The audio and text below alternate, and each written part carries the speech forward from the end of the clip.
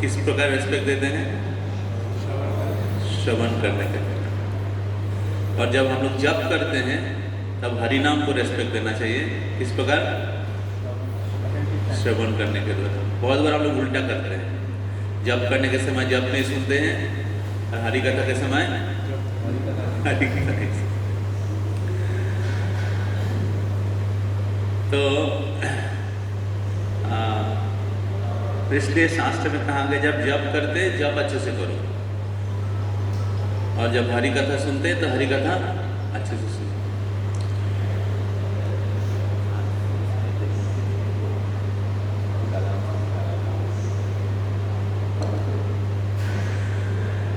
तो भगवान श्री रामचंद्र मर्यादा पुरुषोत्तम है, तो वो धर्म की स्थापना करने के लिए सीता मैया का रक्षा के लिए, उद्धार के लिए वो रावण और रावण के जो अनुयायी हैं उसका वध किए थे और लंका पर विजय प्राप्त किए थे। तो आज वही दिन है जिस दिन भगवान श्री रामचंद्र लंका पर विजय करे थे। तो रावण जो है ये लस्ट या काम का प्रतिनिधित्व करते हैं। आवृतम ज्ञानमेतेन ज्ञानिना नित्यवैरिणा काम रूपेण कुन्तेय दुष्पुरेण अननेन च। गीता में भगवान तीसरे अध्याय में कहते हैं ये जो काम है ये ज्ञान को ढक देता है, सत्य को भुला देता है, और सबसे ऊपर है जो हमारे असली स्वरूप है, जीवेर स्वरूप है कृष्ण नित्य दास, इसको भुला देता है। और इसलिए काम जो है सबसे बड़ा शत्रु है। ज्ञानिना नित्य वैरिणा, वैरी मतलब शत्रु। ज्ञानियों के लिए, कोई बुद्धिमान व्यक्ति के लिए सबसे बड़ा शत्रु है। आवृतम ज्ञानमेतेन ज्ञानिना नित्य वैरिणा, नित्य मतलब शाश्वत रूप से आपका शत्रु है। अगर आपको कृष्ण के धाम में जाना है तो इस शत्रु से आपको विजय प्राप्त करना ही पड़ेगा। नित्य काल से जीव इस भौतिक जगत में बद्ध अवस्था में है, काम के पास आत्मसमर्पण कर देने के कारण। हम लोग राधा गोविंद जी और श्री राम लक्ष्मण सीता हनुमान के पास आत्मसमर्पण करने वाले थे, लेकिन हमने क्या किया है? काम के पास आत्मसमर्पण किया है। और इसके कारण इस भौतिक संसार में करोड़ों जन्मों से हम लोग कष्ट भोग रहे, दुख भोग रहे, जन्म मृत्यु के चक्र काट रहे हैं। तो काम रूपेण कुन्तेय आवृतम ज्ञानमेतेन ज्ञानिना नित्य वैरिणा काम रूपेण कुन्तेय, काम रूपी शत्रु दुष्पुरेण। और ये शत्रु ऐसा है कभी भी वो संतुष्ट नहीं होता है। अनलेन च, जिस प्रकार अग्नि में जितना आप घी डालेंगे अग्नि उतना ही कम होता जाता है। नहीं बढ़ेगा, कम होता जाता है, बढ़ता है। क्या रितम बढ़ता जाता है। तो उसी प्रकार जितना काम को संतुष्ट करोगे उतना ही काम कम नहीं होगा, बढ़ेगा। तो ये काम का क्या कहते हैं वैशिष्ट है। अलग अलग शत्रु का अलग अलग चीज़ का अलग अलग वैशिष्ट है। तो काम का वैशिष्ट है जितना उनको खिलाओगे उतना ही वो शक्तिशाली होगा। तो इसलिए बहुत बार मन हमें बोलता है कि नहीं इसको संतुष्ट करो, ये इंद्रियों को संतुष्ट करो, वो इंद्रियों को संतुष्ट करो, वो इस चीज़ को प्राप्त कर लो तो इच्छा चला जाएगा। लेकिन शास्त्र में भगवान उल्टा बोल रहे हैं। और काम से हम लोग सोचते काम संतुष्ट हो जाएगा तो हम लोग सुखी खुश हो जाएंगे, लेकिन कृष्ण गीता में बोलते हैं और एक जगह में भगवान कहते हैं कि जो इंद्र संस्पर्शा जब होगा दुख जो नाएवते आदि अंतवत् कुंत्या नतेषु रमते बुधा। तो भगवान बोलते इंद्रियों के साथ जब विषय का संस्पर्श होता है, जब इंद्रियों के विषय के संस्पर्श में आते हैं, तो जो इंद्रियों संस्पर्श जब होगा तब क्या उत्पन्न होता है? दुख जोनाय एवते, तब दुख का जन्म होता है। इंद्रिय जब विषय को भोग करना चाहते हैं, इसको काम बोलते हैं।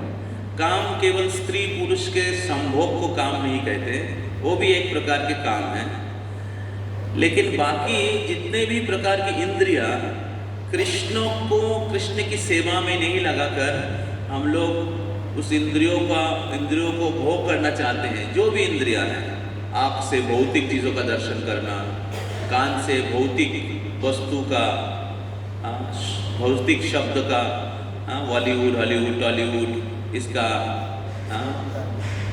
वर्ल्ड कप, इसका श्रवण करना, घर को अपने भोग के लिए अच्छे से सजाना, परिवार को अपने इच्छा के अनुसार नियंत्रण करना, भगवान के संतुष्टि नहीं करके, ये काम है। समझ में आ रहा है? या पैसे को खुद के लिए व्यवहार करना, भगवान की सेवा में, लक्ष्मी को लक्ष्मीपति के सेवा में नहीं व्यवहार करके, इसको क्या कहते हैं? काम। तो इससे क्या उत्पन्न है? दुख जोनाय एवते, दुख उत्पन्न होता है।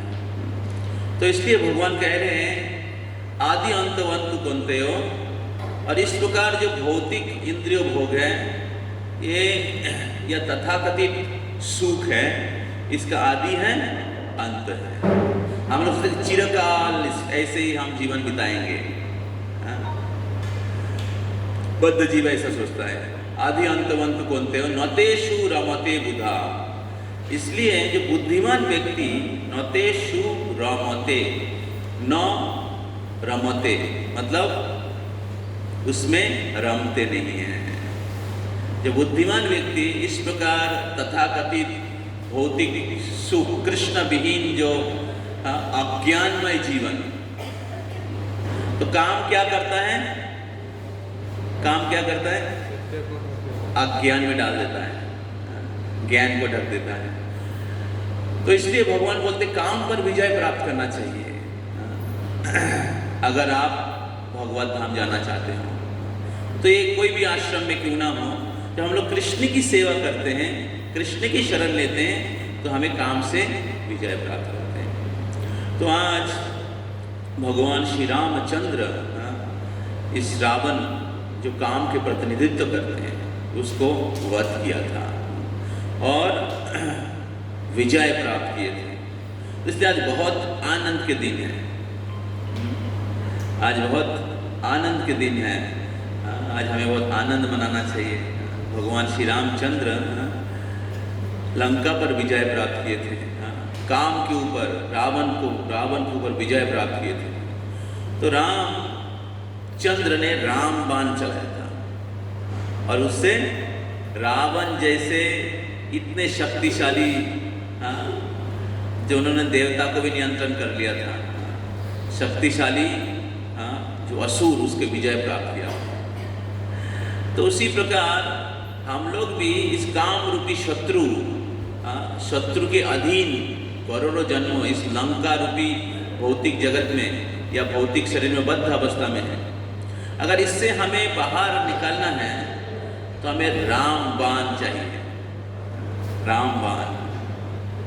तो भगवान के जो नाम है ये रामबाण है, भगवान के जो नाम है ये रामबाण है।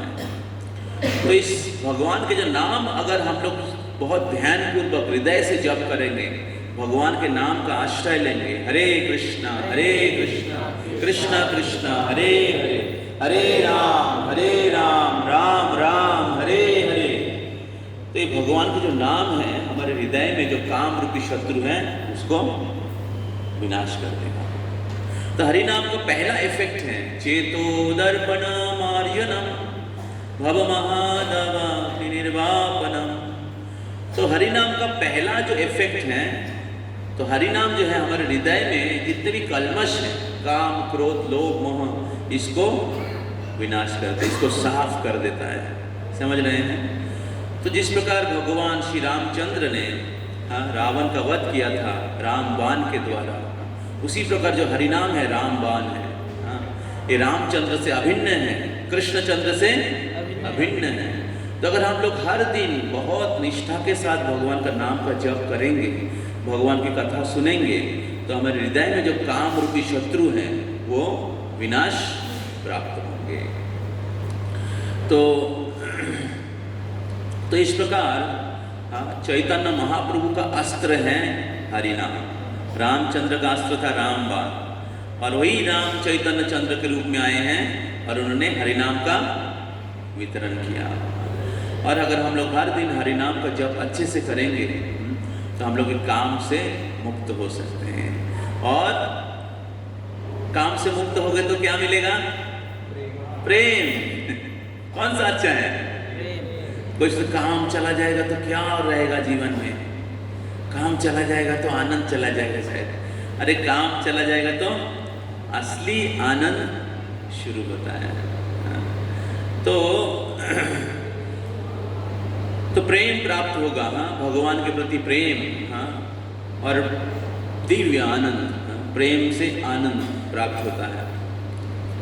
तो इसलिए आज बहुत विशेष दिन है जब हम लोग हरिनाम का आश्रय बहुत हृदय से लेना चाहिए, और इस प्रकार भगवान को हमारे जीवन में स्वागत करना चाहिए।